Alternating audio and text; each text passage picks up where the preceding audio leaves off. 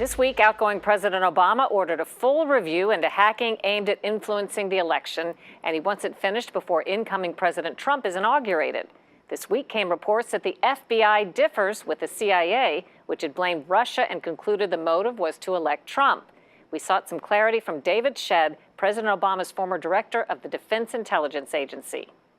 Looking at what I heard reported on the news in the past couple of weeks, it sounded like it was a conclusion that our intel agencies had definitively concluded that Russia had hacked into somehow our election system or elections to try to get Donald Trump elected.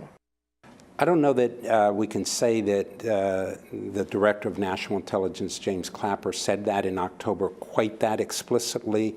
I think the attribution to Russia doing the collection and then releasing the information was where he established that conclusion.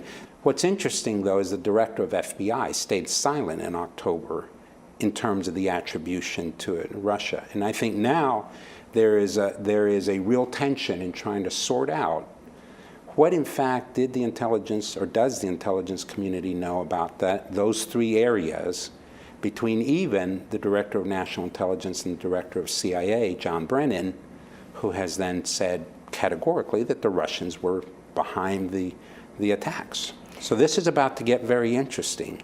Is it possible to make it look as though a hack came from one country when in fact it came from somewhere else or was set up by somebody else in that country? I think you're going right to the core of why this is so difficult to detect. I think our adversaries are keenly aware of our generic capabilities to detect the source of origin, unless that, of course, what the intelligence community would call these cutouts. That is, being able to bounce it off of other servers out of other countries, who, by the way, to be very clear, would be unwitting that their servers are being used for this.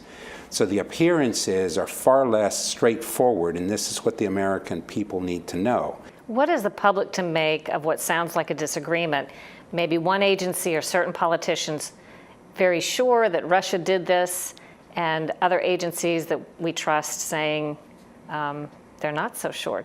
I always side with the not so sure, because the indicators are not always that clear in terms of the attributes associated with those who either did the attack or, in fact, attempted to influence the elections. And so I'm far more cautious in terms of the attribution, not so much that Russia was behind it, but rather its intent.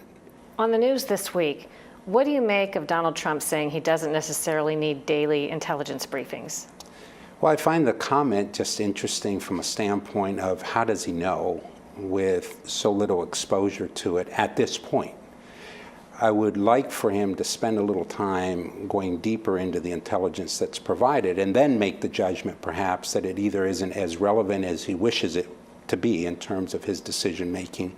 Why not get it directly and have the ability then to spend the time with those who are presenting that intelligence to him and allow it to shape then his decision making by way of options. And then if he decides not to use the intelligence to make the decision, that's perfectly understandable. He is ultimately the president and the decision maker. By the way, on the possible Russian interference, U.S. intel officials say they do not think it actually included tampering with votes.